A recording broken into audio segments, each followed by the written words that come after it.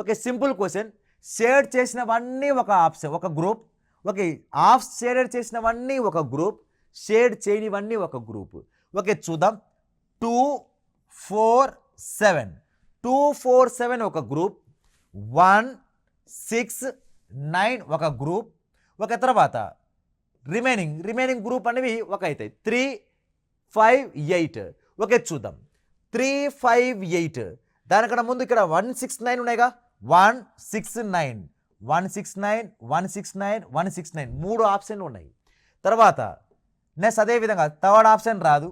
Next one 2 4 7, 2 4 7, 2 4 7, 2 4 7.